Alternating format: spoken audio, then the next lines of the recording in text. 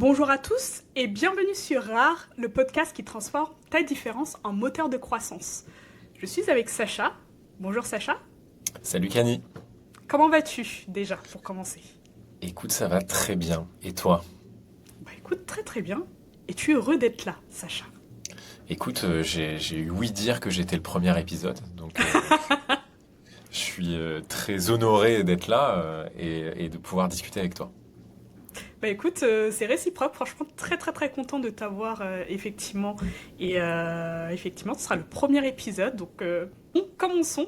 Sacha, bah bienvenue, merci encore une fois d'être présent. Les épisodes, tu verras, à chaque fois je pose 5 questions, les 5 mêmes questions à chaque invité. À chaque fois, ça change forcément en fonction des autres, mais les 5 premières questions, c'est tout le temps les mêmes. Donc, ne sois pas étonné, il y a des questions un peu bizarres. Tu m'as compris. Mais en tout cas, voilà. En première question, ce que j'aimerais savoir, Sacha, et ce qui nous intéresserait, c'est de savoir, toi, aujourd'hui, si tu devais te présenter à ta grand-mère, mais sans les gros jargons marketing, tu sais, comment tu présenterais ton métier et ton activité? Ah, c'est difficile. La première Quoique, question. quoique, ouais, dès la première. Je pense que je lui dirais ce que je fais moi et ce qu'on fait avec Gross Room, c'est qu'on aide simplement. Alors déjà, Gross Room, elle comprendrait pas. Elle comprendrait pas l'anglicisme. Ça, c'est très drôle parce que c'est pas la seule, hein. Tout le monde ne comprend pas. Ils disent gross room, mais pas gross room. Bref, c'est un détail. Mais je pense que je lui dirais qu'on aide simplement les entreprises à obtenir de nouveaux clients. Donc voilà, on met en place des choses pour que les entreprises obtiennent de nouveaux clients. Et puis après, si on rentre dans le détail, là, ça devient un peu plus complexe, mais voilà. Je pense que c'est clair, hein, dans tous les cas, de dire une approche très business du marketing, moi, ça me va bien. Enfin, je suis pas ta grand-mère, mais je pense que tu as compris. Très bien.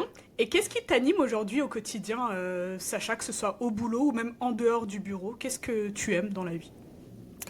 Écoute, alors quand tu es entrepreneur, c'est assez marrant parce que quand on me demande ce que j'aime, alors déjà le travail ça prend en général un tiers de ta vie, un quart de ta vie. Tu passes un quart de ta vie à travailler au minimum. Et typiquement, moi, je me lève le matin, je suis hyper content. Je suis hyper content. Donc déjà, si tu me demandes ce qui m'anime, ma boîte m'anime, la boîte m'anime, l'équipe m'anime. Et c'est un truc qui est quand même hyper important, je trouve, au quotidien. On en parlera peut-être tout à l'heure, mais euh, l'aventure humaine, le développement de quelque chose que tu as créé de rien, etc., c'est quelque chose qui est incroyable. Tu croises le chemin de personnes que tu n'aurais jamais pu penser croiser un jour. Et au final, ça devient des personnes qui t'accompagnent et sur lesquelles toi aussi tu les pousses à aller plus loin. Enfin, l'aventure humaine et émotionnelle, elle est énorme dans les hauts comme dans les bas. Les hauts sont très hauts, les bas sont très bas. Mais c'est ce que j'aime. C'est la vie d'un passionné, mais ça peut être fatigant parfois. Mais en tout cas, c'est important. Et sinon, qu'est-ce que j'aime moi, ce qui me kiffait par-dessus tout, je suis sudiste, je viens de Nice. Et donc vraiment l'odeur du sud, du soleil, de la mer, rien que ça, rien que l'odeur, en fait, je le sens. Il y a des gens qui ne le sentent pas, moi j'arrive à le sentir, mais je pense qu'il y a pas mal de gens qui arrivent à le sentir. Et le bruit aussi, c'est quelque chose enfin le silence en tout cas et le bruit des vagues quelque chose qui me passionne beaucoup et donc du coup pour aller un peu plus loin tous les sports de glisse sur l'eau wakeboard kitesurf etc des choses avec même les sensations que ça procure ça me drive pas mal et si pour peu je suis assez jeu vidéo.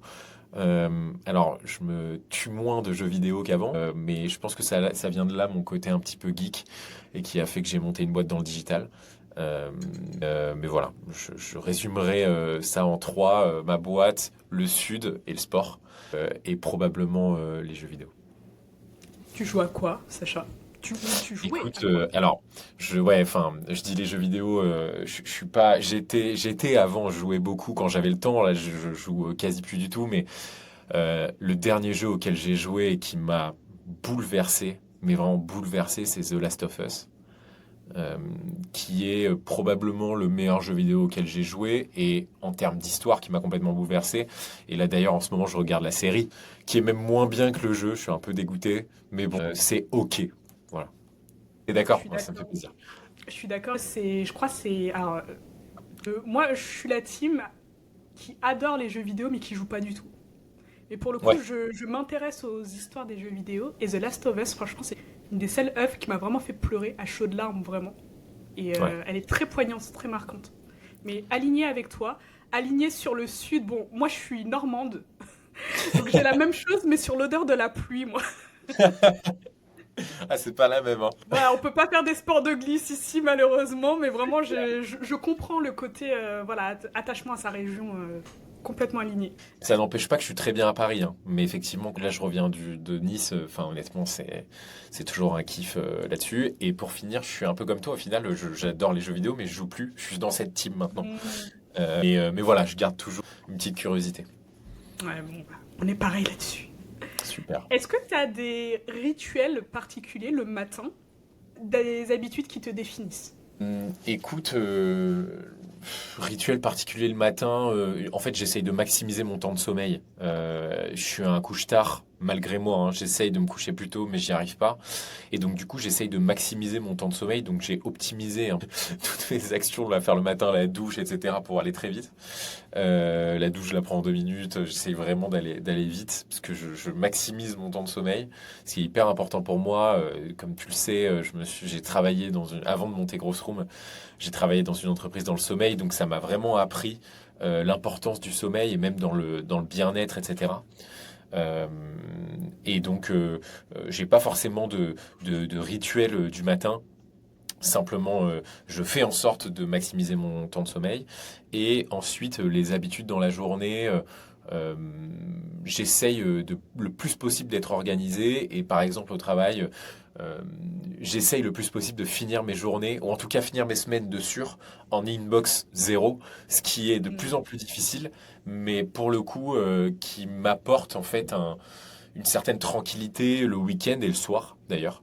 Et je pense que c'est là un petit peu l'équilibre vie perso, là où il devient très sain, c'est quand tu arrives à moins y penser le soir ou le week-end, mais que ce soit quand tu es entrepreneur ou salarié ou freelance. Mais en tout cas, c'est ce que j'essaye de faire pour avoir vraiment cet équilibre-là. Ouais, le côté charge mentale que tu essayes vraiment de délaisser au maximum avant de passer à autre chose. Exactement. Je comprends. Quel est le dernier truc qui t'a fait rire, mais un vrai rire, tu vois, un rire qui vient des tripes? Est-ce que tu te souviens? Écoute, je réfléchis, mais oui, on organise en ce moment l'enterrement de vie de garçon, enfin de mon meilleur ami, euh, et qui est d'ailleurs un partenaire de Grosse Room. Il a une boîte qui s'appelle Artiche.io qui fait des sites Shopify. Incroyable, c'est un super partenaire à nous. Bref, on lui organise son EVG. On a pris une maison incroyable à Marrakech. Tous se sont bien chauffés, etc. Pour qu'au final, on se fasse griller la surprise par son alternant qui lui dit mais au fait la semaine prochaine bonne chance pour ton EVG, ça va être cool. Et en fait ça a complètement tout cassé, donc il est venu un peu fier en nous disant les gars, je sais où je pars, je sais quand je pars, je sais comment je pars. Et donc là fou rire un peu nerveux parce que toute la surprise de l'EVG est morte, mais on est quand même content parce qu'il nous a dit que c'était exactement ce qu'il voulait. Mais bon, donc voilà, c'était mon dernier qui était plus un fou rire nerveux qui bah, tout tombe à l'eau qu'autre chose, mais voilà, c'était le tout dernier là, c'est arrivé Ouais, l'alternant, il a tout dit. à tout donner, malheureusement pas dans le bon sens du terme, mais bon, c'est pas grave. Bon, bon bah au moins ça t'a fait rigoler, enfin même si c'était nerveux, au Mm. moins, bon. Ouais, ouais. Bah, quand on regarde un truc et qu'à la fin la surprise elle tombe à l'eau, surtout sur un EVG, c'est quand même dommage. Mais bon, c'est pas Ouais. grave. C'est un détail. Bon, ça va, la surprise, elle est belle, quoi, pour Marrakech, etc. Je pense qu'il va pas se Ouais, plaindre, ouais, je bien pense sûr. pas. Bien sûr. Donc ça va. Et qu'est-ce qui fait de toi quelqu'un de rare aujourd'hui?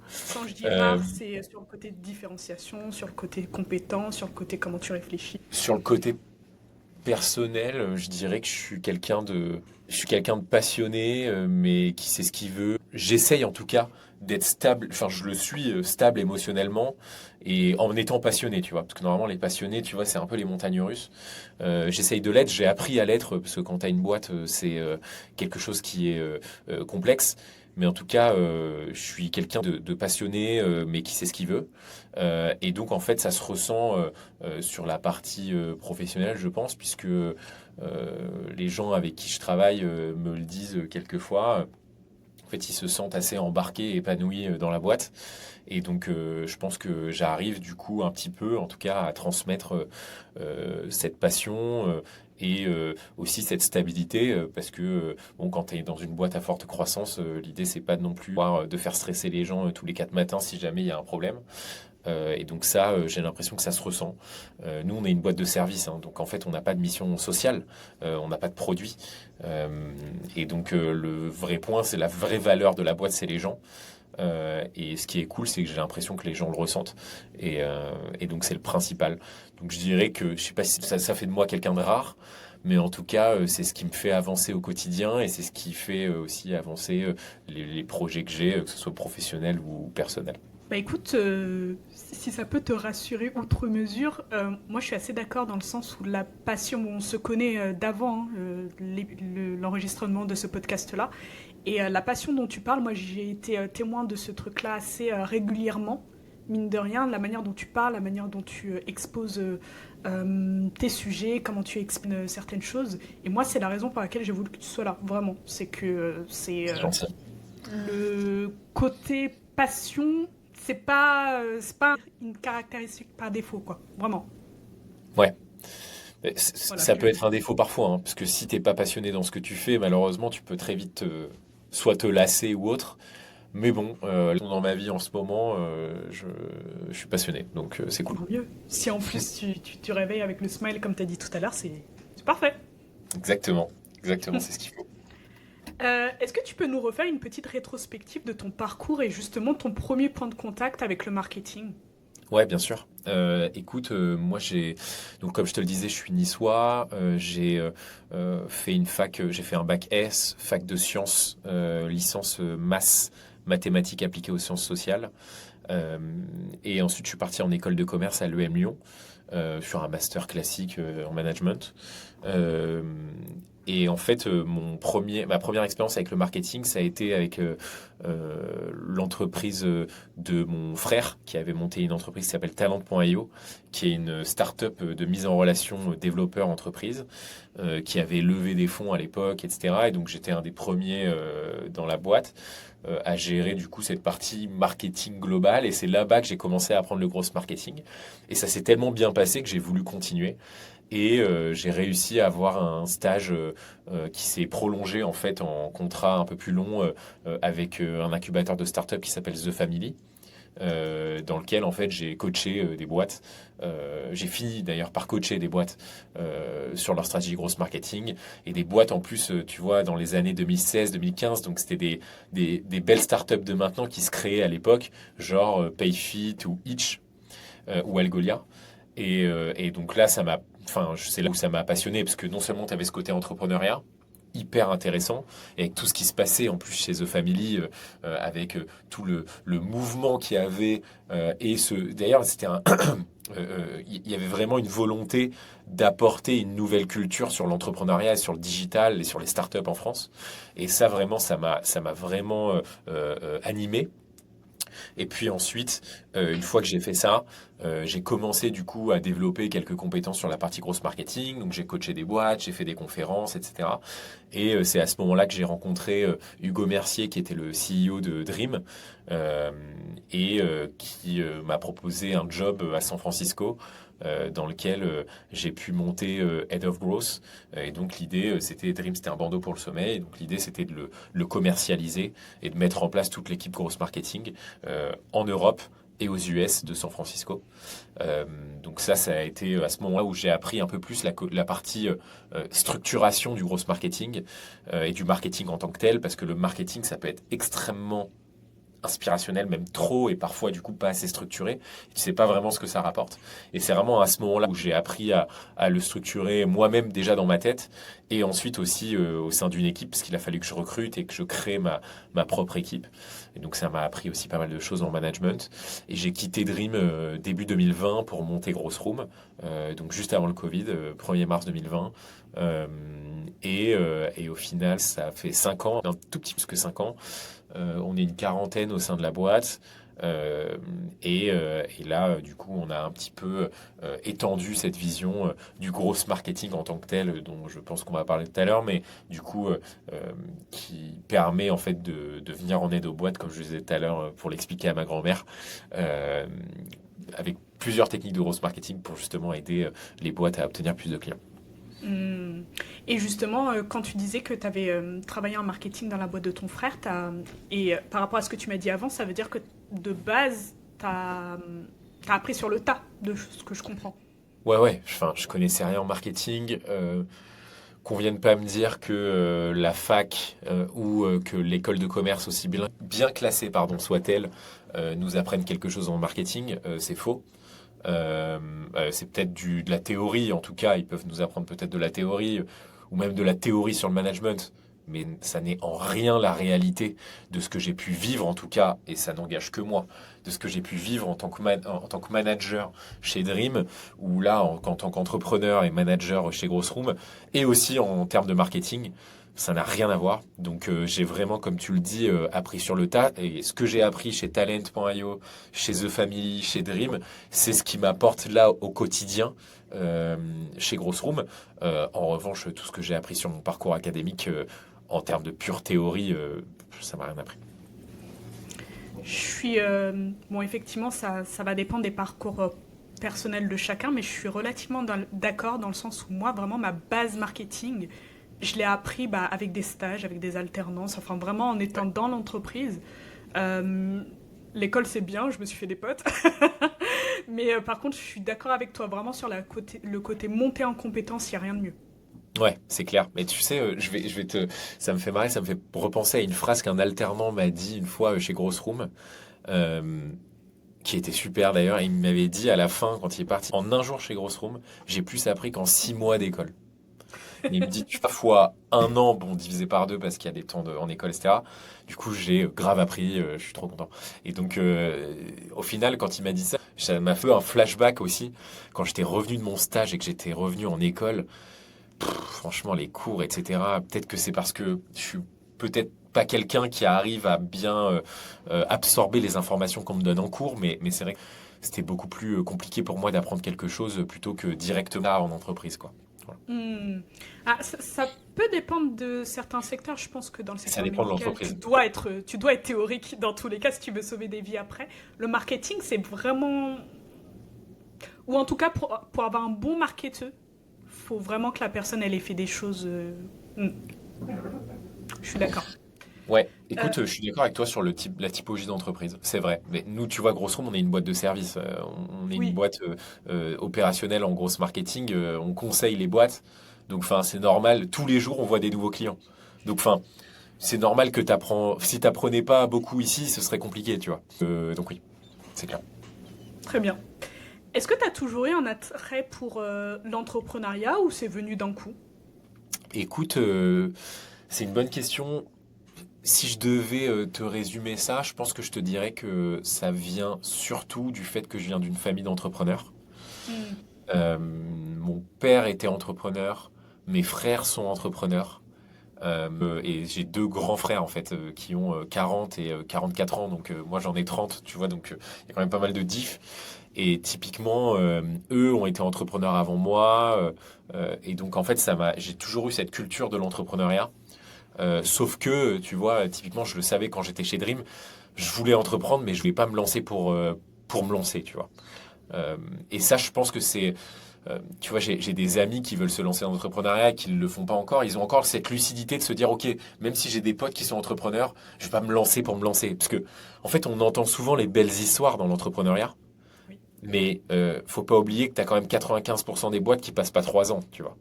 Et même quand tu les passes les 3 ans, ça veut pas dire qu'au bout de 3 ans, tu as une boîte qui cartonne et sur laquelle tu es capable de faire plein de choses et de la développer. C'est parfois et souvent des boîtes en galère. Et donc du coup, l'entrepreneuriat, il n'y a rien de rose. C'est juste quelque chose que tu sens en toi. Et moi, je ne suis pas à fond sur cette mode qui consiste à dire oui, il faut entreprendre, etc. Il faut travailler pour soi, etc. C'est complètement faux.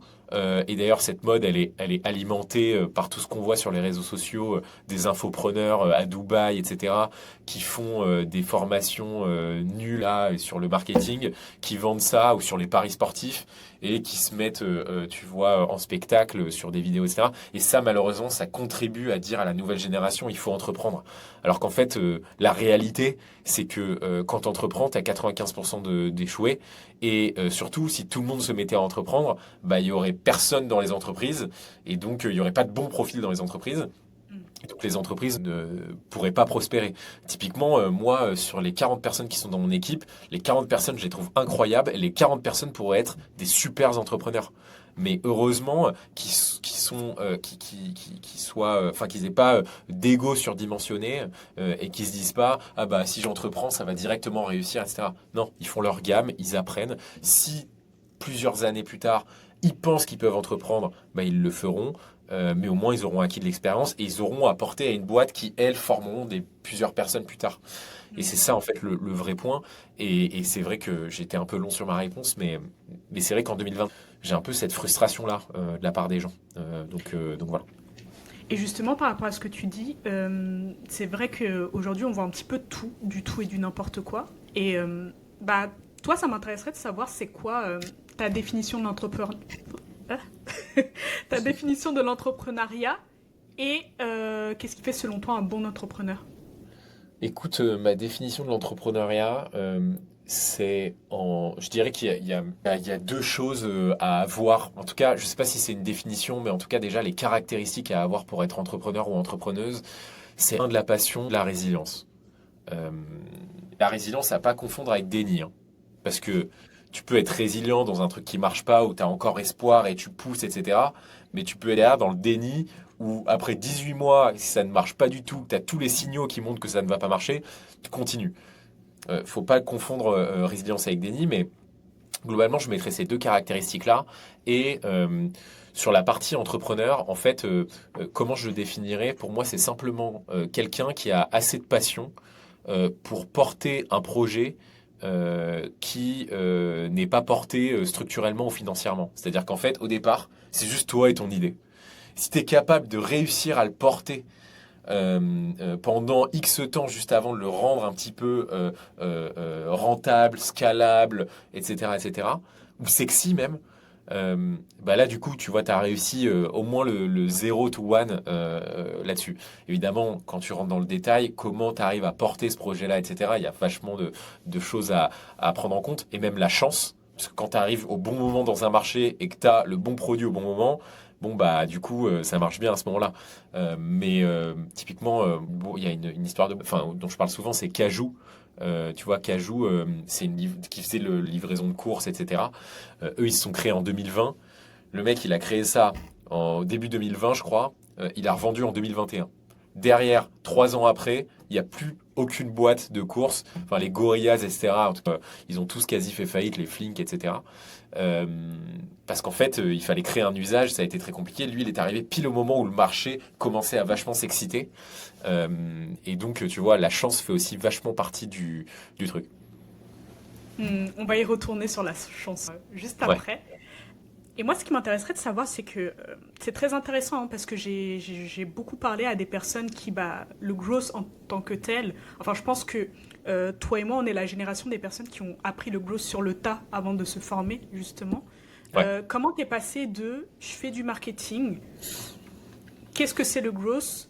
Je vais faire du growth et je vais faire ma boîte autour du growth marketing. Euh, Écoute, comment je me le suis dit? Bah, en fait, la logique, elle est assez simple. C'est qu'en fait, je savais que je voulais être entrepreneur. Mm. Euh, mais ensuite, seule compétence à ce moment-là, quand j'étais chez Dream, c'était le gros marketing et un petit peu le management. Puisque j'avais construit mon équipe, etc. Et donc, je me suis dit, la voie la plus rapide pour moi, pour être entrepreneur, c'est d'être entrepreneur sur une discipline que je maîtrise déjà. Ce sera un peu plus simple. Plutôt qu'aller défricher un truc, une problématique, je sais pas, sur les mutuelles santé, où j'y connais rien du tout, déjà parce que ça me passionne pas, mais en plus parce que j'y connais rien. Et donc, du coup, le point, il a été là, c'est qu'en fait, je me suis dit, c'est beaucoup plus simple pour moi d'entreprendre sur quelque chose que je connais et que je maîtrise euh, que d'aller sur un nouveau truc. Alors, je te le dis, 5 ans après, c'était quand même extrêmement compliqué, hein. L'aventure humaine, etc., et les hauts et les bas, etc., c'était quand même extrêmement compliqué, mais pour le coup, je pense que ça a fait partie, ça a augmenté les chances de réussite d'aller sur quelque chose où je connaissais déjà, j'avais déjà un réseau, etc., tu vois. Hmm. Donc voilà, sur la partie grosse marketing, vu que la discipline était en plus, avait le vent en poupe, et là toujours, ça a aussi un petit peu aidé, et le Covid a été un catalyseur de tout ça. Toutes les boîtes se sont dit, OK, il faut qu'on aille sur le digital. Et donc à ce moment-là, c'est à ce moment-là que j'ai créé ma boîte. Et donc tu vois, l'un dans l'autre, ça s'est bien goupillé, quoi. Et justement, parlons-en. Donc, tu as créé Growth Room dans la meilleure des périodes. Est-ce que tu peux nous parler un petit peu des débuts, de la période, des hauts, des bas, et comment tu l'as vécu au final, cette fameuse période? Écoute, ouais, avec plaisir. Maintenant, quand j'y repense, tu vois, c'est des bons souvenirs. Comment je l'ai vécu? Bah, en fait, j'ai été au fin fond de la Bourgogne, dans une maison avec mon ex, en train de bosser, et en fait, j'ai créé la boîte là-bas. Et au final, c'était le meilleur endroit pour la créer, puisque, tu vois, j'étais en Bourgogne, je sortais, il y avait des champs partout. Il y avait, enfin, tu vois, c'était l'air, c'était un air pur, quoi, tu vois. Et surtout, tu manges bien aussi en Bourgogne. Et donc, bref, en fait, l'environnement était parfait. Et en fait, en Covid, ce qui est intéressant, c'est que tout s'est stoppé. Tu vois, c'est-à-dire que plus personne n'attend quelque chose de toi. T'as pas une pression, en fait, tu vois. Et ça m'a vachement aidé, puisque du coup, j'ai pu me mettre vraiment en mode deep work à fond. Et c'est à ce moment-là que j'ai créé tout ce qu'il fallait créer, le site internet, les présentations, les premiers clients, etc., etc. Et cetera. Et donc, les moments qui ont été durs, c'est-à-dire, tu vois, j'ai embauché les premières personnes, etc. Et donc, les moments qui ont été durs, où en fait, t'as peut-être pas assez de clients pour les gens que t'as embauchés, t'as peut-être pas assez de cash, etc. Tous ces moments-là, au final, ils ont été remplacés globalement par des bons souvenirs parce que à chaque fois qu'on a eu des difficultés, on a réussi, tu vois, à les surmonter. Et du coup, ça l'a fait, tu vois. Et un exemple que j'ai, c'est par exemple au moment du déconfinement partiel. Je crois que c'était Castex. Non, c'était Édouard Philippe qui annonce. Ouais, c'était Oui, Edouard oui, Philippe, ouais. c'est Édouard Philippe qui annonce le déconfinement partiel. Juste avant ça, 1 ou 2 semaines avant, en fait, on n'a pas assez de clients et j'ai embauché 2 personnes. Et donc, je me dis, putain, mais comment je vais faire pour les payer? Euh, et en fait, à ce moment-là, il y a Édouard Philippe qui annonce le déconfinement partiel. Et là, tous les leads qu'on avait entretenus, etc., ils sont tous revenus, mais comme une balle, vraiment, tous d'un coup. Limite, en fait, on n'avait même pas assez de temps pour tous, enfin, pour s'occuper de tous. Et à ce moment-là, tu vois, on s'est dit, ok, bon, là, il y a un vrai truc. Les gens nous aiment bien, ce qu'on fait, ça leur plaît. Et donc, c'est à ce moment-là qu'on a pu reprendre du poil de la bête. Déconfinement partiel. Il y a eu une rentrée de cash qui m'a permis de payer les salaires. On a même pu prendre des bureaux à Paris. Dans ces bureaux à Paris, j'ai rencontré Bastien, qui est devenu derrière Head of Sales et associé de la boîte, et qui a été une figure hyper importante dans la trajectoire de Grosse Room. Et donc, tu vois, tout s'est enchaîné derrière. Et puis derrière, j'ai rencontré Charles, qui est devenu le COO. Enfin, tu vois, en fait, c'est fou parce que parfois, tu as des points de bascule où, une fois que ça marche, tout s'enchaîne. Et donc, c'est pour ça que quand je regarde un petit peu avec nostalgie sur cette période du Covid qui était ma première année de boîte, qui est potentiellement la plus dure, bah, au final, j'ai que des bons souvenirs. Mais bon, parce que derrière, ça s'est bien goupillé, hein. Mais voilà. Et au final, c'est plus cette période de crise, tu la vois plus comme une période qui a été une opportunité pour toi. Vu que tu as eu la période pause et la période reprise, pour toi, ça s'est bien briqué. Et tu parlais du facteur chance tout à l'heure. Tu penses que c'est ça? Tu penses que... Comment tu revois cette période-là? Je pense que tu as plusieurs trucs, le facteur chance à fond. Tu vois, on en discutait tout à l'heure. Enfin, c'est hyper important dans l'entrepreneuriat et dans le secteur dans lequel tu es. Tu vois, on parlait de gross marketing. Je suis tombé au bon moment. Alors, j'aurais pu même tomber si j'étais tombé en 2017 ou 2018. Si j'avais créé ma boîte dans le gross marketing en 2017 ou 2018, je pense que ça aurait été même encore mieux. Si je l'avais bien structuré, parce que tu vois, tu as des histoires comme Germinal qui sont créées dans ces eaux-là. Eux, ils sont montés très vite, très haut, très fort, parce qu'ils ont profité de l'avènement du gross marketing. Mais pendant le Covid, enfin, leur gestion pas très structuré d'une boîte de service leur est revenu comme un boomerang. Mais globalement, mis à part ça, évidemment, il y a la chance qui impacte, mais il y a aussi et surtout les personnes que tu rencontres. Et par rencontre, j'entends les embauches, etc. Et donc, quand je regarde en arrière, j'ai eu de la chance. Tu vois, le premier employé que j'ai embauché, il s'appelle Julien Boulinguet, qui est un mec incroyable, hyper fidèle, qui est resté des années dans la boîte et qui a fait un travail incroyable. Si je l'avais pas rencontré, tu vois, on n'en serait peut-être pas là. Bastien, dont je te parlais, évidemment. Charles, évidemment. Et donc, en fait, je pense qu'il y a une part de chance, mais tu la provoques aussi. Et donc, tu vois, ça fait tout, quoi. Et comment tu fais pour rencontrer les bonnes personnes? Bon, c'est une question qui vaut des millions, je pense, mais Ouais. bien s'entourer, c'est quand même important, même dans la sphère perso. Ouais. Enfin, c'est hyper important. Mais d'avoir eu justement ce côté où tu as eu les bonnes personnes dès le début, Ouais. comment t'as fait? Écoute, quand j'y repense, si je pense à mes trois associés, pardon, Blanche, Charles et Bastien. Bastien, je l'ai rencontré au hasard quand on a pris des bureaux et des confinements partiels et que tout s'est débloqué. Il bossait dans une autre boîte. Derrière, il est venu chez nous. Charles, je l'ai rencontré via un ami de promo et donc c'est ça que je voulais te dire aussi. J'ai été un peu agressif sur les écoles, ça m'a servi à rien, mais sur la partie réseau, par contre, ça Hmm. m'a servi et c'est grâce à un pote de pro Lyon que j'ai rencontré Charles. Et troisièmement, Blanche, c'est la seule. euh, alors Charles, j'ai cherché, hein, j'ai quand même demandé à mon réseau, etc. Mais c'est la seule que j'ai vraiment chassée sur LinkedIn. Elle bossait dans une autre boîte. Je l'ai chassée. Elle correspondait pas vraiment au poste parce que c'était pas vraiment ce qu'elle faisait à la base, même si elle travaillait dans le gros marketing. Mais on a tellement eu un bon fit que ça a marché. Et puis au final, elle est passée associée. Donc j'ai pas de recette miracle pour rencontrer les bonnes personnes. En revanche, quand il y a un poste qui est important pour vous, euh, le temps que vous y passez, il est jamais gâché. Donc, typiquement, je sais que pour le poste dont je voulais recruter Blanche, j'avais des heures et des heures et des heures pour trouver Blanche. Au final, ça a été même au-delà de nos espérances. Et donc ça, ça a été assez incroyable. Pour le COO, pareil, j'avais passé des heures, j'avais pris même un cab, etc. Enfin bref, c'était une énorme galère. Et au final, il m'a fallu d'une intro d'un de nos potes pour rencontrer Charles. Et pareil pour un head of sales, j'avais galéré. Et au final, il m'a fallu d'une rencontre au détour d'un changement de bureau, quoi. Et donc, au final, tu vois, il n'y a pas de bonne recette. En revanche, le temps que tu y passes, bah, c'est bête, mais ça accroît les chances d'avoir quelque chose d'insoupçonné, tu vois. Hmm. J'ai tellement cherché un COO que je savais exactement ce que je voulais.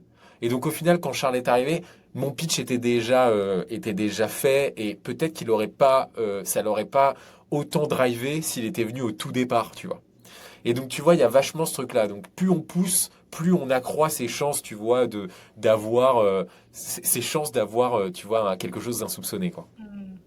Donc au final, si je comprends bien, oui, t'as le facteur chance, mais t'as aussi provoqué ta chance dans le sens où tu y as passé tellement de temps que peut-être que t'en as parlé autour de toi.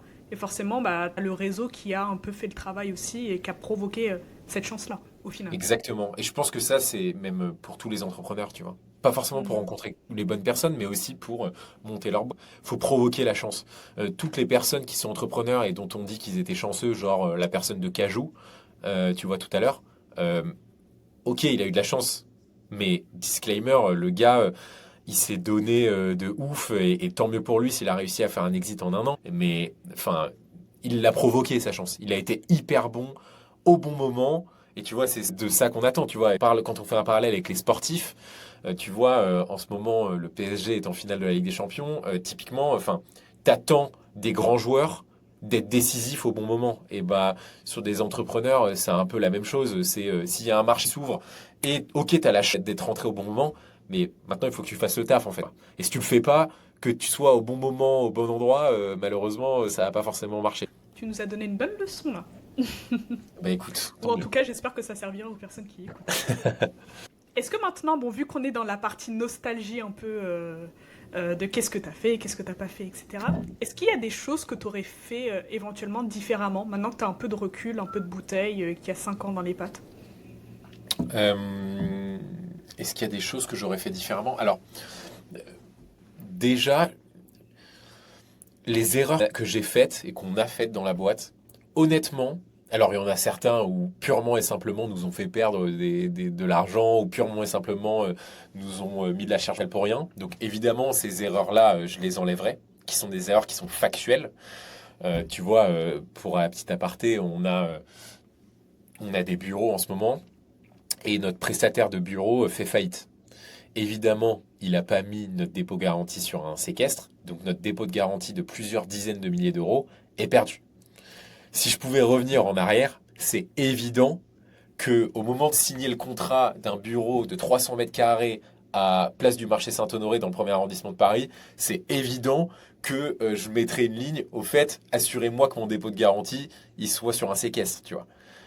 Tu vois, t'as des erreurs. Alors, c'est une erreur aussi de gestion de leur part à eux, mais qui est aussi de ma part de pas avoir assez baqué le truc. Mais bon, à l'époque, on se posait même pas la question. C'est un acteur en plus qui a plein de bureaux dans Paris. Et ça a touché plein d'autres boîtes, pas que nous.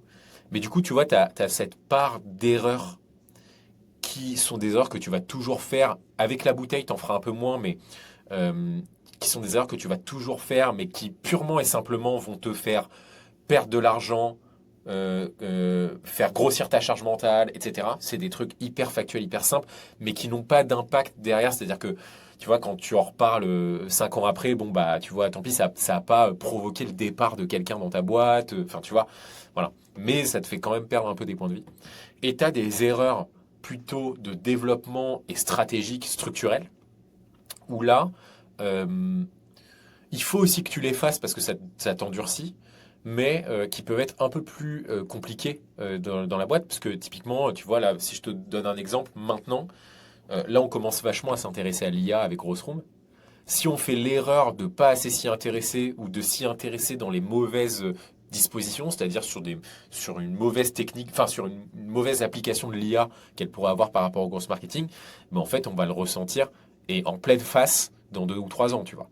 Hmm. Et donc ça, tu vois, c'est plus des erreurs qui sont structurelles ou stratégiques. Et donc, pour l'instant, si je devais regarder depuis le début, je suis pas sûr qu'il y ait des erreurs stratégiques qu'on ait faites. Tu vois, la boîte elle s'est bien développée. On a créé les bons pôles. Peut-être qu'on aurait dû créer le pôle SEO avant. Peut-être que sur le pôle HubSpot, on aurait dû faire quelque chose d'un peu plus RevOps, donc quelque chose d'un peu plus global, gross marketing. Ça, effectivement, je le regrette un peu et on aurait dû penser plus grand, en fait, au final. Et sur ces pôles-là, on a été peut-être un peu trop. On a été ambitieux, mais peut-être pas assez. Tu vois, la SEO, il fallait être ambitieux dès le début et RevOps, on aurait dû le faire plus large. Mais mis à part ça, non, tu vois, c'est que des erreurs, tu vois, très classiques, financières, admin, classiques, quoi. Voilà. Bon, bah écoute, on touche du bois pour que ça continue de bien se passer dans ce cas-là, au global. Bah ouais, espérons, espérons. Et justement, là, c'est parfait en termes de transition. Est-ce que tu peux nous parler un peu de la philosophie de Grossroom et justement comment tu appréhendes tes prospects et tes futurs clients quand ils viennent te poser un besoin et éventuellement travailler avec toi? Ouais. En fait, si tu veux, Grossroom, c'est une boîte de gross marketing. C'est pas une boîte d'ads ou une boîte d'outbound ou une boîte de CRM HubSpot ou une boîte de SEO. C'est une boîte de gross marketing. Donc, c'est-à-dire que les gens qui viennent nous voir, et ça a été un peu plus complexe de le comprendre parce que, en fait, si tu veux, on a siloté nos pôles. C'est des équipes distinctes parce qu'en fait, moi, je pars du principe que tu peux pas être expert en tout. Tu peux être expert sur une expertise, puis derrière, tu peux apprendre des choses aux autres. Mais globalement, c'est une expertise où tu peux vraiment le pousser très loin. Et ensuite, derrière, tu peux t'intéresser sur les autres choses. Et typiquement, sur Grossroom, petit à petit, vu qu'on a siloté un peu l'épaule, on s'est dit, bon, bah, nous, on a envie d'acquérir des prospects qui viennent nous voir et qui nous disent, voilà, j'ai un budget média pour faire de l'AS, ou un autre qui me dit, bah voilà, je veux faire de la prospection. Mais en fait, non, ça marche pas comme ça. Le propre de Grossroom, c'est de venir en aide aux boîtes qui ont des problématiques de croissance. Point. Derrière, en sous-jacente, ça veut dire, quand tu as un prospect qui arrive, bah, au final, de se positionner, pour répondre à ta question, de se positionner un peu en coach, quoi. C'est-à-dire, j'arrive, enfin, je suis un prospect, j'arrive et je dis voilà, bah moi, j'ai une boîte, je fais X millions CA. En revanche, on a vachement un ralentissement sur le business. On est une boîte B2B. On ne sait plus comment récupérer nos prospects, etc. Ok. Bah, du coup, si on reprend un peu ta strat, qu'est-ce que tu fais déjà? Qu'est-ce qui a marché? Qu'est-ce qui n'a pas marché? Quelle est ta cible? En fonction de ta cible, ah bah en fait, l'ADS, ça peut être intéressant, notamment sur LinkedIn. L'outbound, parce que tu as un gros panier moyen, l'outbound peut être hyper intéressant, ça ramène moins de leads, mais plus quali. Et ensuite, tu es sur un domaine qui est assez concurrentiel, mais où les gens sont assez intentionnels. Du coup, la SEO, ça peut être intéressant, tu vois. Et en fait, d'avoir cette approche où on est capable de résoudre un problème qui est plus global, c'est ce qui fait que, tu vois, on a une plus-value par rapport aux autres boîtes. Une boîte B2B, quand elle vient chez nous, elle peut diversifier tous ses canaux d'acquisition, à base de l'outbound, de la SEO, mais elle peut aussi améliorer toute sa gestion client avec sa partie CRM, tu vois. Et ça, du coup, tu vois, tu as une boîte qui te gère. En fait, tu as un peu une équipe grosse qui vient s'implémenter au sein de ta boîte. C'est des experts qui savent déjà faire, quoi. Et ça, c'est plutôt cool. Et est-ce que justement, quand tu es à l'étape de prospect, que tu as ces clients qui viennent discuter avec toi pour savoir bah, éventuellement s'il faut faire affaire avec toi ou pas, est-ce qu'il y a ce côté éducation vis-à-vis de la méthodologie growth parce que forcément, entre bah, quelqu'un qui vient et qui dit je veux des ads et quelqu'un qui dit je veux des ads, mais il faut lui faire comprendre que c'est une stratégie plus globale, Ouais. est-ce que c'est quelque chose que tu fais souvent aujourd'hui? Peut-être moins maintenant que bah, il y a 5 ans. Qu'est-ce que tu en penses? Tout le temps. En fait, enfin, je sais pas si ta question, elle veut dire à quel point on fait de la pédagogie sur le gros Oui. marketing ou à quel point on est. Voilà, c'est ça, mais tu as tout le temps des clients, je pense un client sur deux nous dit j'ai besoin de plus de business, mais il sait pas vraiment ce que c'est l'ADS, il sait pas vraiment ce que c'est l'outbound, etc. Il a entendu parler de gross marketing, d'acquisition, tu vois. Mais donc, en fait, la pédagogie sur nos expertises, c'est quelque chose qu'on fait tout le temps. Et je pense que ça passe même, enfin, c'est un critère d'excellence d'une agence. Si elle est capable d'être pédagogue et de te faire comprendre que la stratégie qu'elle te pousse, c'est la plus pertinente par rapport aux éléments que tu lui as donnés, c'est-à-dire cible, panier moyen, objectif, etc., bah déjà, tu as gagné pas mal de choses, tu vois. Parce qu'il faut tous qu'on aille dans un sens, tu vois, et qu'on aille dans la même direction. Et ça, c'est hyper important et ça arrive une fois sur deux. Je suis d'accord, hein. Je passe mon temps à rabâcher aussi avec mes clients.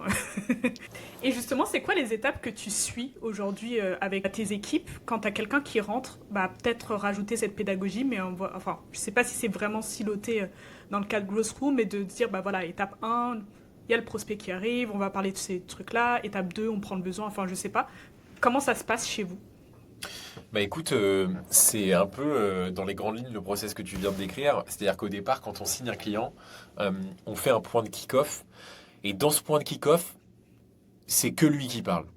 C'est-à-dire, on pose des questions, on l'oriente, mais c'est que lui qui parle. Et l'objectif, c'est d'avoir un maximum d'infos hors data, parce que derrière, on demande les accès évidemment pour avoir, je sais pas, les datas de ses dernières campagnes d'email ou dernières campagnes d'ads, mais ou de son analytics pour voir son SI, la partie SEO. Mais globalement, ce qu'on attend de lui au départ, pendant le kick-off, c'est qu'il nous dise vraiment, qu'il mette un peu son cœur sur la table, quoi. Et qu'en gros, qu'il nous dise, ok, moi, les cibles que je vois, enfin, les cibles qu'on a, c'est ça, mais j'ai quand même une petite intuition sur telle cible-là qu'on n'a jamais testée, mais je pense qu'elle pourrait marcher. Ça marche mieux. Ça, on a testé, ça n'avait pas du tout marché. Ça me fait un peu stresser parce que ça coûte cher, mais je pense en plus que ça pourrait marcher. Et en fait, tu prends plein de data, et derrière, quelques jours après, on lui fait une strat qui est du coup pédagogique, pardon, sur lequel on lui dit, ben voilà, d'après ce que tu nous as dit, voilà ce qu'on pense qui pourrait être le plus pertinent. Mais nous, ce qu'on essaye de se dire, et c'est la culture de la boîte, c'est que même par rapport à ce qu'il nous a dit, si on fait une strat, il faut qu'on ait la conviction qu'elle va marcher. C'est-à-dire que même si elle est contre-intuitive par rapport à ce que le client veut, parce que tu as des clients qui savent très bien ce qu'ils veulent, mais parfois c'est pas bon ce qu'ils veulent. Et donc du coup, tu vois, même si c'est contre-intuitif, eh ben, il faut quand même y aller. Faut quand même être contre-intuitif, faut quand même y aller. Et ça, du coup, c'est pendant le point strat. Et puis derrière, tu vois, en parallèle, on fait tout le setup des campagnes, etc. Et puis derrière, on lance. Et on essaye toujours d'avoir ce truc de conviction et de business. On essaye toujours de l'avoir au fur et à mesure du temps. Parce qu'en fait, quand tu prends une agence, là où tu peux tomber, c'est que tu prends des gens qui vont exécuter pour toi. Et c'est tout. Ils vont faire ce que tu leur demandes.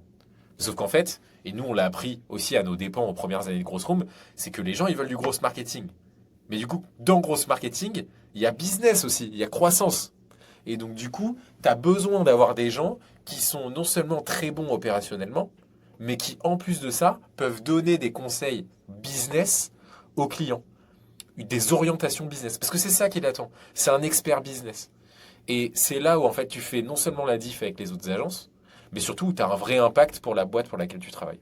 Tu as dit un truc hyper intéressant et selon moi hyper important, et pourtant le mot c'est un mot lambda, c'est le mot penser. Quand tu dis je pense qu'il faut aller là-dessus. On a parlé d'éducation, de pédagogie autour du client, du growth, etc. Mais effectivement, il y a le côté où on expérimente et le test de mettre en place des choses, regarder si ça fonctionne. Et si ça fonctionne, Ouais. on scale. Si ça fonctionne pas, on kill éventuellement et on passe à autre chose. Comment tu fais pour parler de ça à un client qui, bah, forcément, comme tu as dit, il est là avec du business, il attend du résultat, mais de toi te positionner comme, bah voilà, je vous propose ceci, mais il y a une éventuelle... Enfin, c'est pas que je le propose, que ça va forcément fonctionner. Comment ça se passe justement de l'éduquer vis-à-vis de cette méthode-là? Ça se fait dès l'avant-vente. Mais en fait, je t'en parle de l'avant-vente parce que ça doit être le cas dans toutes les boîtes, en fait. Boîtes de services, boîtes de produits, etc. Il faut, tu sais, on dit souvent under promise, over deliver. Mais ça, c'est hyper important. Je préfère faire de l'under promise avec un prospect et risquer de ne pas signer et l'étonner positivement derrière plutôt que l'inverse. Tu vois, forcer pour la signature, donc du coup, je promets des trucs incroyables. Et au final, ça peut être déceptif derrière pour lui, parce que de toute façon, il va te churn très rapidement, donc l'argent, tu l'auras perdu. Mais en plus de ça, c'est pas bon en termes de satisfaction, et même pour ton équipe d'accompagner un client où il te dit, bah attends, je pensais que ça allait être comme ça, comme ça, comme ça. Et au final, c'est assez déceptif pour tout le monde, tu vois. Donc, euh, pour moi, il y a un vrai point, tu vois, là-dessus, sur faire des disclaimers et être très franc, en fait. Donc, ça va sur l'avant-vente et même sur la partie strat. On fait des projections, mais on leur dit très clairement, ça, c'est par rapport à notre expérience sur le marché. En revanche, ça peut ne pas marcher. Il peut ne pas y avoir de résultat, tu vois. Et ça, au final, on essaye de leur dire. T'en as qui écoutent et qui sont très au courant de ça. T'en as qui veulent pas écouter et qui veulent juste avancer. Et au bout de 6 mois, ils te disent ah bah en fait ça a moins marché là. Comment ça se fait, etc. Bah on t'avait prévenu que ça pouvait bien marcher, que ça pouvait parfois avoir des. Et donc tu vois, t'as un peu. Mais c'est du classique agence. Mais je pense que ça devrait être universel en fait de ne pas trop promettre parce qu'on est de toute façon dans un monde où maintenant, que ce soit sur n'importe quel secteur, tu as toujours 36 boîtes qui font le truc. Donc là où tu peux vraiment bien gérer, c'est la relation humaine, tu vois. Euh, donc voilà, et c'est d'ailleurs la raison pour laquelle sur l'IA, on est hyper tourné dessus, mais en même temps, ça nous fait pas peur. Parce que je pense que les boîtes auront toujours besoin d'une expérience humaine sur mesure servicielle, tu vois premium. Et ça, l'IA, malheureusement, tu vois, moi je l'utilise au quotidien, c'est ça, c'est pas le plus important là-dessus, quoi. Hmm. Et justement, c'est quoi ton avis entre le fait de... Parce que, oh, bon, ça dépendra toujours du budget, de la boîte, de son secteur, enfin tout ce qu'on connaît déjà. Euh, et forcément, des best practice growth, ça existe, forcément par rapport à tout ce que je viens d'évoquer. Mais c'est quoi ton avis entre ces best practices et le côté think outside the box, tu sais, de se dire je vais être un peu plus créatif dans ce que je vais proposer, etc. Parce qu'au final, on a un métier qui est très créatif hein, en fonction d'une problématique, il y a 10 milliards de questions. C'est Bien quoi sûr. ton avis sur ces deux choses-là? Bah écoute, nous on est dans un métier qui est, comme tu le disais, très créatif, mais quand tu travailles dans le service, si tu processes pas et que tu structures pas, t'es mort, tu vois. Et ça a été le cas, par exemple, on en parlait de Germinal tout à l'heure. Nous, je pense la vraie force de Grosse Room, notre expertise, elle est très bonne, mais t'as plein d'agences qui ont une expertise très bonne aussi. Mais notre force, c'est cette rigueur, cet orga et ces process. Où tu vois, quand on prend un client, on sait ce qu'on va faire, on va délivrer dans les deadlines, on va pouvoir communiquer avec lui, il aura rien à redire, tu vois, parce qu'il n'y a rien qui va dépasser. En revanche, le downside de ce genre de choses, donc ton expérience servicielle, elle est trop bonne, tu t'as aucun problème de soft skills, t'es orga, etc. Tu fais de moins en moins d'erreurs, etc. En revanche, la problématique, c'est que du coup, tu es un peu moins créatif dans ta vision des choses.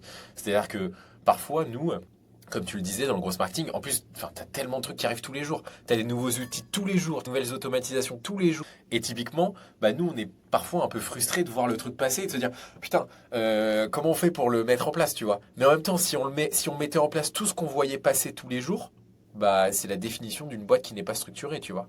Euh, et donc, nous, quand on met en place, on regarde l'outil, on fait un call avec eux, on regarde un peu la concurrence, est-ce que ça marche bien, est-ce que ça marche pas, est-ce qu'il y a une vraie application sur les campagnes qu'on fait pour nos clients. Ensuite, on le teste sur un client gratuitement, on fait un pilote de quelques mois, on regarde, analyse si ça marchait ou non. Ensuite, on réapplique ça sur plusieurs clients. Ça prend 6 mois, 8 mois. C'est énorme, tu vois.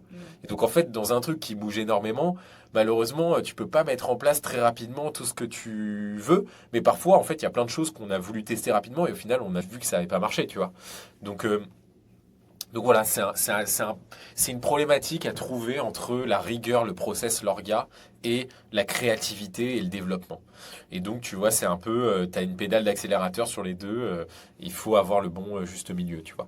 Mais c'est clair que si je pouvais implémenter rapidement, comme tu me le disais dans ta question, mais je, enfin, j'implémenterais plein de trucs dans nos pôles, tu vois. Ils sont déjà top, mais je pense qu'on pourrait faire encore plus, tu vois. Par curiosité, bon là c'est pour le podcast va en profiter, mais c'est une question un peu plus perso. Bien sûr. Est-ce que dans ton équipe, tu as un espèce de pôle R&D, quelque chose comme ça, qui va s'occuper de peut-être tester des innovations? Parce que comme tu as dit, au final, ça va très vite. Là, avec Ouais. l'IA, ça va encore plus vite. Donc 6 mois, c'est énorme pour tester quelque chose. Est-ce que vous avez mis en place des process, justement? Bon, j'ai compris le côté, effectivement, on va implémenter quelque chose gratuitement pour un client, voir Ouais. ce que ça donne. Mais est-ce qu'il y a des process quand même pour avoir un côté bah, test énorme, mais peut-être pas sur le client, mais tester, comme tu as dit, les outils, les machins. Ouais, ouais. Est-ce que c'est quelque chose qui existe? Écoute, dans une boîte de service, quand tu es à moins de 50 personnes, tu peux pas te permettre d'avoir des salaires de personnes qui n'apportent pas directement au business de la boîte. Hmm. Alors, disclaimer, évidemment, une personne en R&D, ça va vachement apporter. Mais en fait, c'est très simple. Tu vois, nous, on n'a pas levé de fonds, on n'a pas de prêt, on n'a pas de dette. C'est un business qui est très sain, qui est rentable depuis le premier jour, etc. Mais globalement, à la fin du mois, tu fais rentrer de l'argent et tu dépenses de l'argent dans des salaires. Ton seul coût, c'est tes salaires et les bureaux.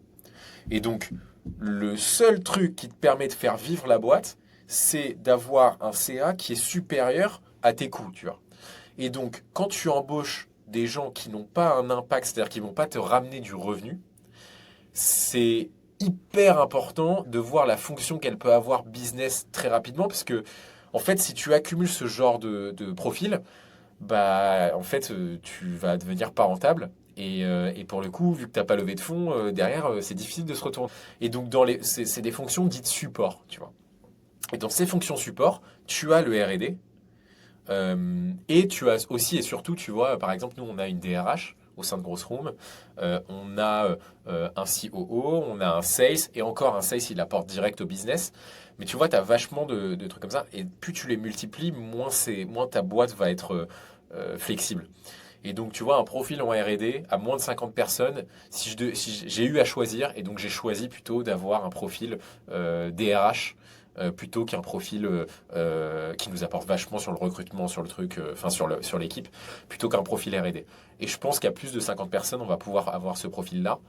En revanche, dans notre équipe, typiquement sur la partie outbound ou même sur la partie ads, ils ont tous les consultants, surtout les leads, ont un temps qui est sacralisé pour pouvoir aller chercher de nouveaux outils, tester de nouveaux outils, les intégrer, etc. Donc ils font les R&D. C'est pas 100% de leur temps, mais c'est dans leur mission. Ouais, donc au final, là, c'est plutôt des choix business vis-à-vis de la rentabilité, comme tu as dit, etc. Mais au final, si tous les consultants le font à un moment donné dans leur créneau, c'est comme si tu avais déjà un pôle R&D, quoi. Enfin, pas consacré à Oui, ça, mais déjà un petit peu. oui. Après, c'est pas leur focus. Donc, tu vois, leur focus, c'est les clients. Donc, c'est vrai que je sais pas, en fait, j'arrive pas, je pourrais pas calculer le delta où on en serait si on avait pris quelqu'un dans R&D il y a un an. Ça se trouve, on en serait au même point et on aurait dépensé un an de salaire en plus. Et vu qu'on est en France, tu vois, un 35K brut annuel, ça te coûte 70 000 € chargés par an, parce qu'on est en France malheureusement. Mais du coup, tu sais pas. Enfin, honnêtement, c'est complexe. Quelle est la plus grande erreur en growth marketing que font les boîtes, enfin les boîtes qui se sont essayées au growth marketing avant de venir te voir?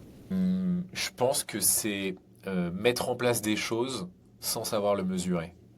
On en a pas mal parlé sur d'autres calls ensemble, mais ça, c'est la première erreur. C'est incroyable à quel point tu as des boîtes qui ont dépensé de l'argent dans des choses, qui ont passé du temps, qui ont mis de la ressource sur des choses, mais au final, t'as rien appris.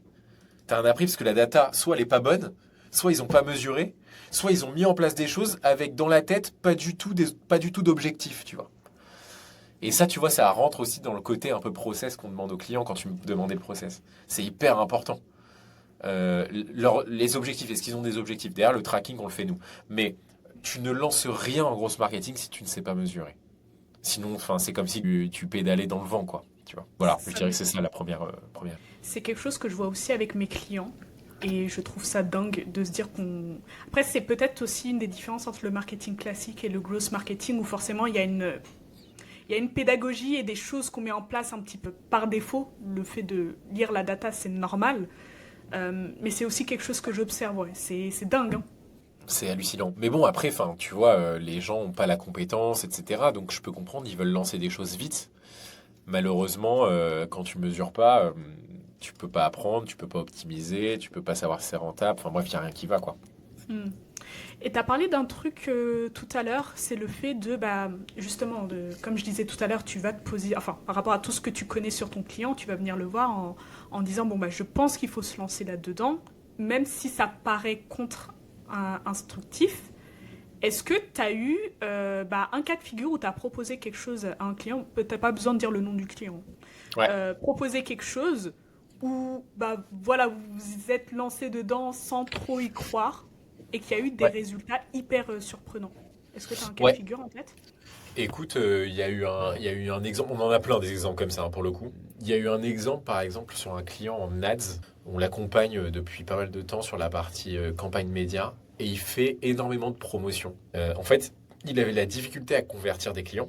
Du coup, il a fait énormément de promotions, tu vois, genre des moins 30%, etc. sur son produit, voire même parfois moins 50%. Parce qu'en fait, du coup, quand tu fais de la promotion, tu as un peu plus de conversion.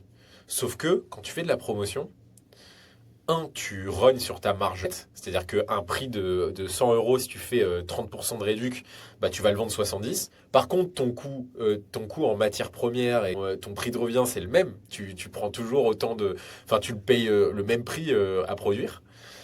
Donc, du coup, tu rognes sur ta marge nette. Deuxièmement, tu accentues les comportements opportunistes. C'est-à-dire des gens qui n'auraient pas acheté en temps normal achètent parce que c'est en promo, mais juste parce que c'est en promo. Ils rachèteront pas plus tard. Ça ne deviendra pas des clients fidèles. Et troisièmement, tu tues un petit peu ton image de marque, puisque derrière, les vrais clients, eux, une fois qu'il y aura des, enfin, qu'il y aura plus de promo, ils n'achèteront pas, parce qu'ils se diront, ok, bah, j'attends la prochaine promo, puisqu'ils étaient en promo pendant 3 mois juste avant. Et donc, en fait, tu diminues, en fait, in fine, ton revenu et ton taux de conversion. Tu l'augmentes artificiellement au début, mais tu le diminues derrière. Et donc nous, ce qu'on a poussé à un client qui était en difficulté, qui voulait normalement pas arrêter les promos, on lui a dit, essayons d'arrêter les promos. On en garde, mais uniquement à certains moments de l'année, une semaine de promo max à 2-3 moments de l'année. Et en revanche, on va aller éduquer une nouvelle audience sur des prix plein pot, mais on va éduquer un nouveau bassin d'audience, etc. Là, ça veut dire que bah, globalement, tu as quasi plus de conversion au départ, parce que tu éduques une nouvelle audience qui ne te connaît pas, tu fais plus de promo, enfin tu vois, tu n'es plus du tout sur la même dynamique. Et donc en fait, au départ, tu n'es pas du tout rentable. Mais en fait, petit à petit, bah, ton audience que tu as éduquée, elle commence à reconvertir. Et elle convertit en plus à des prix qui sont plein pot. Et par contre, quand tu envoies des promos, là, tu fais x10 sur tes résultats. Puisque tu envoies des promos juste sur une semaine, sur une audience qui n'est de base pas opportuniste, tu vois. Et ça, c'est ce qu'on a mis en place pour un client et ça a complètement changé la trajectoire de son business, quoi. Tu as parlé d'opportunisme, je me suis sentie un peu visée dans le sens où il y a plein de produits comme ça. Bah, Et moi aussi, moi, je je le suis fais, cliente bien sûr. et je me dis, bah, j'ai besoin, mais pas tout de suite. Je sais que ce sera moins cher dans 2 ou 3 jours, quoi. Eh ben écoute, c'est très simple. Hier, ça m'est arrivé, j'ai acheté des sneakers. Sur le site officiel, les sneakers, bon, c'est le prix, tu vois, les sneakers maintenant ça coûte une blinde. Je sais pas pourquoi, j'ai cherché, j'ai vu sur Sarenza qu'il y avait les mêmes sneakers et avec un code de 30%. Donc c'est-à-dire que je les ai eu à moins 30% alors que j'aurais pu les acheter plein pot sur le site, tu vois. Et donc on a tous des comportements opportunistes, mais au final, parfois ils sont assez récompensés parce que tu passes 2 minutes, en 2 minutes de recherche, tu as déjà économisé des dizaines d'euros, tu vois. Et donc c'est normal. C'est juste qu'en fait, il faut pas en subir les conséquences, tu vois, quand t'es un annonceur, quand t'es une boîte, quoi. Bien sûr. Comment ça s'est passé avec ce client? Justement, le fait que, comme tu as dit, au bout d'un moment, ça convertit plus. Toi, tu dois le convaincre que c'est normal que ça convertisse plus et que tu dois aussi le convaincre que ça convertit plus, entre guillemets, il faut quand même continuer à me payer pour que ça convertisse dans X temps et ce temps-là, je le connais pas. Comment Ouais. vous vous êtes débrouillé avec ce client-là? Bah ça, tu vois, en fait, c'est ce que je te disais tout à l'heure, mais quand t'es grosse room, ça passe mieux que quand t'es une agence que média. Parce qu'en fait, quand t'es grosse room, t'as un peu ce côté, si tu gères bien la relation avec le client, évidemment, t'as un peu ce côté mentor, coach, tu vois. Où en fait, t'es un conseil business, ce que je te disais tout à l'heure, tu vois. Quand t'as cette image de conseil business, bah, le client, il va te faire confiance, en fait. Quand t'as une image de simplement une expertise, etc., il va me faire confiance. Et donc, c'est pour ça que, tu vois, on essaye d'avoir toujours ce truc un peu business qui nous permet, tu vois, avec derrière quand tu le proposes avec la pédagogie et même, tu vois, quand tu es carré, quand tu es en process et quand tu as des process et que tu es bien carré, quand on lui pousse une strat, on lui dit pas juste ah, faut faire ça. Non, on lui fait des projections, on lui montre ce que ça va faire, on lui fait des hypothèses de revenus basses, des hypothèses hautes, qu'est-ce que ça va lui coûter, combien de temps ça va prendre. Enfin, tu vois, c'est ça en fait l'enjeu quand tu es processé et rigoureux. Ok, t'es pas 150% créatif. Par contre, quand tu mets en place des choses, bah, tu es capable d'être hyper transparent avec les gens, quoi. J'adore ce genre de discours. Comment c'est justement cette approche-là dont tu viens de parler, qui est au final hyper importante, hein, le fait d'expliquer, de faire comprendre à ton client que ça va se passer de cette manière-là. Comment tu adaptes cette approche-là à peut-être différents secteurs? Parce qu'au final, si t'es... Enfin, là, je fais de grosses généralités, mais lorsque tu as en face de toi quelqu'un qui convaincable parce qu'il a la bonne approche lorsque tu vas discuter avec lui, versus quelqu'un d'un autre secteur d'activité qui est peut-être plus rigide. Je ne vise pas le secteur bancaire, mais par exemple, enfin, je ne sais pas si vous avez des clients côté secteur bancaire, mais je pense Romain. que tu as compris la question. Enfin, tu Ouais. as certains secteurs d'activité qui fait que derrière, les personnes avec qui tu vas Ouais. discuter, ils vont avoir voilà, des a priori, ils vont avoir enfin, ils vont voir la rentabilité dans X temps. Comment cette approche-là, au final, tu l'adaptes à ton public, au final? En fait, enfin, déjà, c'est toute la beauté d'une boîte de service, c'est que tu as des clients toujours différents. Parce que sinon, ce serait trop répétitif. Donc, nous, tu vois, moi, je le prends comme une chance, tu vois, et ça, c'est super, et ça te permet d'apprendre vachement de choses. Euh, Comment tu adaptes ta méthodologie? Évidemment, tu as des process différents par rapport à des secteurs, puisque comme tu le disais, tu vois, le secteur bancaire, les mutuelles, etc., les assurances, c'est toujours un peu plus rigide. Mais je pense que tu as deux façons d'adapter. Tu as une adaptation par rapport au client en tant que tel, pas son secteur, au client en tant que tel. Une grosse boîte ou quelqu'un qui malheureusement ou heureusement ne connaît pas forcément le sujet et a vraiment envie de déléguer, ou quelqu'un qui est entrepreneur et c'est le CEO direct et lui il connaît le sujet, il a déjà fait et il veut vraiment qu'on travaille en équipe, tu vois. Et donc en fait tu adaptes ton process et tu adaptes surtout ton énergie en fonction de ça, tu vois. Tu t'adresses pas de la même façon à un corpo qui a par exemple 50 ans et qui n'a pas forcément de connaissances en gross marketing. Ce qui est en soi très bien pour nous parce que du coup on va réussir à lui apprendre des choses, etc. T'adaptes ton discours et t'adaptes tes stratégies. T'es beaucoup plus pédagogue avec ce genre de client que tu ne peux l'être sur un CEO qui lui attend d'être impressionné, tu vois. Donc tu vas être plus dans le jargon, etc. Donc ça c'est une différence dans le process. Dans le secteur, en fait, ce qui est intéressant aussi dans une boîte de service, c'est que tu accompagnes beaucoup de boîtes. Quand elle fait du business, en tout cas, tu accompagnes beaucoup de boîtes. Et du coup, quand tu accompagnes beaucoup de boîtes, tu chopes de la connaissance. Tu vois, c'est comme le tracking comme la mesure quand tu lances des campagnes. Mais nous, nos campagnes, c'est nos clients. Donc en fait, on chope de la connaissance. Tu vois, tu parlais du secteur bancaire. Là, en ce moment, on est en discussion avec un gros client côté banque, dont je peux pas donner le nom. Et typiquement, ça nous a vachement aidé d'avoir accompagné des entreprises dans le secteur bancaire juste avant, parce qu'on sait comment ça marche. On sait ce qu'il faut, on sait ce qu'il faut pas, et on leur promet pas des choses, on sait qu'on va pas pouvoir le faire. Typiquement, par exemple, un client dans le secteur bancaire, un exemple très concret, tu peux pas lui pousser du Meta Ads, parce qu'en fait, si tu pousses du Meta, tu as une privacy policy avec Meta qui fait que tu peux pas trop faire des campagnes d'advertising sur Meta. Et donc du coup, ce serait débile de lui pousser du Meta, puis derrière tu le signes, et au final, bah, tu peux pas le faire. Et donc en fait, tous ces trucs-là, ils viennent en vrai avec l'expérience. En plus du process que je t'expliquais tout à l'heure, on top, tu as cette partie expérience qui te permet en fait d'adapter en fonction de chaque secteur de boîte.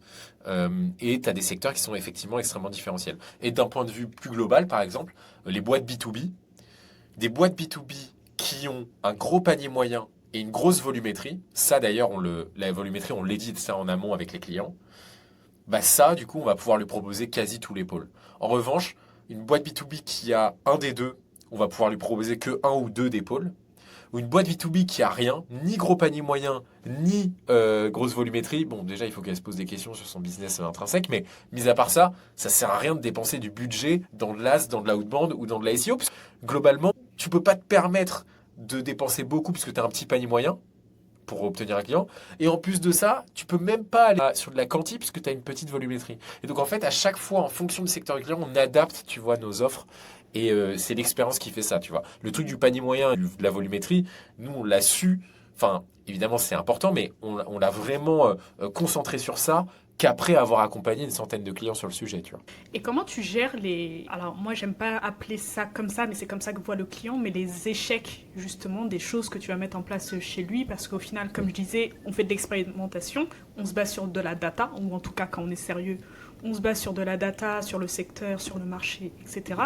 Et forcément, il y a aussi le composé expérience aussi, Bien sûr. bien sûr, mais ça fonctionne pas tout le temps. Parfois, il y a des choses qui ne fonctionnent pas et c'est Ouais, OK. Ou en tout cas, du point de vue du growth, c'est OK parce que c'est pas vraiment des échecs. C'est des ouais, choses sur carrément. lesquelles on va rebondir pour pouvoir faire mieux. Mais par contre, Carrément. le client ne le voit pas spécialement, ou en tout cas pas tous, mais certains le voient vraiment comme un échec où j'ai perdu du temps, j'ai perdu de l'argent. Comment vous gérez ça? Écoute, c'est une excellente question. Parce que je pense que c'est le nerf de la guerre. Chez Grossroom et même dans d'autres agences, tu vois. Et encore une fois, ce qui nous permet d'avoir parfois des clients qui n'ont pas eu de lead ou qui ont eu des perfs qui étaient basses, mais qui sont quand même satisfaits à la fin et qui te disent quand même, franchement, ok, j'ai eu des perfs basses et j'ai investi de l'argent parce que je vous ai payé. En revanche, vous n'êtes pas caché, vous avez bien bossé, j'ai un enseignement de ce qui a marché, ce qui n'a pas marché, j'ai testé des choses, etc., etc. Bah ça, il y a un truc qui te fait avoir ce genre d'effet, c'est encore une fois le process et la transparence avec le client. Si tu es processé, rigoureux et transparent avec eux, bah en fait derrière, ils vont comprendre que bah toi tu as tout donné. Si en plus si t'as pas overpromise en sales, tu as tout donné. Tu as fait ce qu'il fallait faire, tu as respecté les deadlines, tu as même testé, même parfois on teste un peu plus quand on voit que les performances sont un peu basses, on y passe même un peu plus de temps. Mais derrière, et puis tu fais les bonnes analyses qui permettent aux clients de comprendre des choses et du coup d'avancer, parce que si tu comprends des choses, tu avances. Et ben si tu es bon là-dessus, et ben globalement, tu vois, t'as pas d'insatisfaction, tu vois. Et ça, c'est le truc qu'on a craqué, je trouve, en 2022-2023. Et du coup, ce qui nous a fait passer dans une autre dimension, tu vois. Ce qui veut pas dire que, tu vois, parfois, tu peux toujours faire quelques petites erreurs que les clients voient. C'est normal, c'est humain, mais c'est pas des grosses erreurs parce que tu as des process qui te permettent de les empêcher. En revanche, tu vois, c'est ça qui est hyper intéressant, c'est que parfois, tu as des clients sur lesquels on a des perfs un peu plus basses, mais qui sont encore en mode, bah, en fait, enfin, on a vu que vous avez bossé, vous êtes hyper compétent dans ce que vous faites. Donc, j'aurais pris une autre agence, elle m'aurait engagé sur plus longtemps. J'aurais payé peut-être même plus cher et j'aurais pas eu les enseignements que j'ai avec vous. Donc au final, tu vois, et donc ça, c'est ce qui change tout. Et d'où l'importance, encore une fois, du process. On y revient souvent, je suis désolé, je radote un peu, mais c'est vraiment le plus important. Non, mais tu fais bien et dans tous les cas, ça montre quelque chose. Enfin, t'as pas exprimé ce mot-là, mais en tout cas, c'est comme ça que je le comprends. l'importance de créer une relation de confiance au final, parce qu'effectivement les agences, moi-même j'ai sollicité des agences, en fonction de celles que tu as, parfois les priorités ne sont pas positionnées au même endroit. Il y a le côté, il faut que je me fasse de l'argent sur mon client, mais si tu Ouais. dis qu'il y a un côté où il faut en parler en avant-vente, il faut en parler en après-vente, il faut en reparler encore, et lorsque ça ne fonctionne pas, d'expliquer pourquoi ça n'a pas fonctionné, tu crées de la confiance avec ton client. Et forcément, Exactement. la confiance, ça se mérite. Exactement. Hmm. Alors, je vais te poser une question un peu controversée, et tu m'excuseras, c'est la seule, hein, je te promets. C'est sur l'utilité d'une agence growth, dans le sens où... alors, j'ai discuté avec un growth il y a quelques années qui... est, c'est une vision que je ne partage pas, mais je vais quand même te la partager, qui trouvait que une agence growth ne pouvait de toute façon pas faire mieux qu'un growth dans la boîte, parce qu'elle n'était pas dans la boîte, ne connaît pas tout le produit, ne connaît pas l'écosystème, ne connaît pas enfin, quand un growth rentre dans une boîte, il y a quand même une grosse période, ou en tout cas s'il fait bien son travail, d'appréhension du produit, du marché, etc., pour qu'il puisse bien faire son travail. Je ne partage pas cette vision, je me décharge avant qu'on se fâche tous les deux, mais qu'est-ce que tu en penses justement de ce mindset-là vis-à-vis de notre métier? Sur la partie pertinence pour une entreprise, le growth, la pertinence que ça a pour une entreprise ou Oui, d'externaliser ce métier-là. ouais. Écoute, déjà l'externalisation, en fait, le sujet mis à part le growth, l'externalisation, si tu veux, elle a elle a un intérêt qui est tout autre et qui est très factuel, hein. C'est le sujet financier. C'est qu'en fait, quand tu externalises, c'est qu'un, t'as pas les moyens d'embaucher, et deux, tu veux de la flexibilité parce que bah, derrière, si tu veux arrêter, tu peux arrêter. Mm. C'est juste ça, hein. Déjà, le vrai point dans l'externalisation. Et ça s'applique au marketing, au gros marketing, en communication, en ce que tu veux, hein, en event, ce que tu veux. C'est le propre des agents. C'est être capable d'amener des profils qui sont experts pour un prix qui est moins cher qu'un CDI et avec une flexibilité qui est tout autre parce que tu embauches pas quelqu'un et donc en France, quand tu embauches quelqu'un, c'est toujours une galère. Mais si jamais la personne ne donne pas satisfaction, c'est un autre sujet. Et donc du coup, euh, le point de la pertinence d'une agence, une boîte de service, il est là. Donc ça s'applique au gros marketing. Ça c'est la première chose. La deuxième chose, c'est que c'est difficile de trouver un profil gros marketing qui est capable d'avoir un impact direct et certain au sein de ta boîte. Parce que parfois il peut manquer d'expérience, parfois il peut avoir de l'expérience mais pas en fait sur ton secteur, parfois il peut ne pas avoir les process, parfois il peut ne pas avoir les capacités de structuration dont on parlait tout à l'heure, parce que quand tu es au sein d'une boîte, enfin, ok, t'es grosse, mais c'est pas, tu vas pas partir en mode pirate non plus, tu vois. Il va falloir que soit tu manages des gens, soit si t'es seul, que tu mettes en place des process pour pas partir dans tous les sens. Et en général, malheureusement, les managers des grosses marketeurs, bah, ils ont pas le temps, c'est des CMO, etc. Parfois, ils connaissent pas à fond le sujet non plus, donc ils vont pas avoir le temps de bien manager le truc. Donc au final, avoir externalisé avec des profils experts, c'est et qui sont bien processés, etc., et qui te filent une roadmap de ce qu'ils vont faire, ce qu'ils vont pas faire, etc., bah, au final, tu vois, c'est très clair, tu sais ce que tu vas avoir, tu sais ce que tu vas pas avoir, tu es flexible, et tu vas pas investir, tu vois, tout ton temps de management, parce que oui, c'est un coût, si tu embauches un CDI, un coût salarial, mais il y a aussi un coût de management, ça on l'oublie, tu vois. Avoir une agence, c'est aussi, bah, tu as des gars qui sont plug and play, tu vois. Moi, quand on embauche, le coût en temps de management pour faire apprendre, etc., même pour former sur le sujet, il est énorme, tu vois. Donc, du coup, enfin, après, chacun pense ce qu'il veut, tu vois, mais globalement, enfin, tu vois, moi, ça n'a jamais été un problème dans mon business et je suis assez serein sur ça, tu vois. Donc, voilà. Et puis dans tous les cas, tu as des clients, donc au final, la boucle est bouclée. Oui, voilà. C'est quoi tes outils préférés pour faire du growth au global? T'es pas obligé de faire toute la liste, hein. Je sais qu'il y en a beaucoup, beaucoup, mais... Je m'étire. Écoute, franchement, les outils que j'ai, ils sont vraiment classiques. N8N, hyper important pour les automatisations. ChatGPT, mais ChatGPT que tu mets un peu sous stéroïde, hein, c'est-à-dire que tu fais partir en mémoire tes présentations, tes mails récap, tes trucs, etc. ChatGPT, j'utilise beaucoup HubSpot, que ce soit sur la partie sales, la partie market. la partie rapport et analyse, etc. Enfin, on utilise beaucoup HubSpot avec Bastien. Et, euh, et sinon, je bosse beaucoup sur Spreadsheet. Euh, je bosse beaucoup sur Spreadsheet parce que ça me permet, tu vois, d'automatiser des trucs, etc. De stocker des choses. Donc, énormément là-dessus. Et sinon, mon équipe, et ça me vient bien en aide, eux, ils utilisent, tu sais, Lemlist. Ils utilisent des outils de scrapping comme Faro, etc. Et ça me vient bien en aide quand j'ai besoin d'un email, quand j'ai besoin d'un numéro de téléphone, etc., etc. Ou quand ils veulent scraper mon LinkedIn pour faire des campagnes. Voilà. Ça me fait trop rire, t'es la deuxième personne à qui je parle qui dit dans les outils préférés Google Spreadsheet. J'ai un peu lynché cette première personne-là, mais je vais commencer à vous croire. Bah, non, non, mais franchement, parfois les choses les plus efficaces sont les choses les plus simples, C'est Camille. clair, c'est vrai. Tu vois comment le growth marketing dans quelques années là? Bah, globalement, je vois un gros marketing qui sera amélioré, tu vois. Ça va toujours rester impactant, mais il faut qu'il s'améliore. Si tu appliques bien l'IA, ce sera encore mieux. Donc au final, ça me fait pas vraiment peur, tu vois. J'ai une vision qui est assez positive de cette discipline. Je pense que l'IA va le rendre encore plus efficace. On va être capable de cibler encore mieux les gens, de leur parler de la meilleure façon, de manière plus personnalisée, et de faire encore plus de volume. Donc globalement, l'avenir, il est radieux si tu appliques bien l'IA, quoi. Dans tous les cas, ça bouge énormément, mais vu qu'on est censé rebondir sur les prochaines innovations, au final, le métier il reste plus ou moins le même, mais avec de nouveaux assets au final, des Exactement. nouvelles armes. Exactement. Très bien. Et tu donnerais quoi en conseil à quelqu'un qui veut se lancer là, en growth, avec tout ce qui existe aujourd'hui? En gros, c'est pas en entrepreneuriat. Ou en entrepreneuriat, les deux. Tiens, tu me donnes d'autres idées de questions. En growth, écoute, ce que je dirais quand même, c'est de se renseigner sur toutes les verticales du growth marketing. Donc, d'avoir un point de vue général.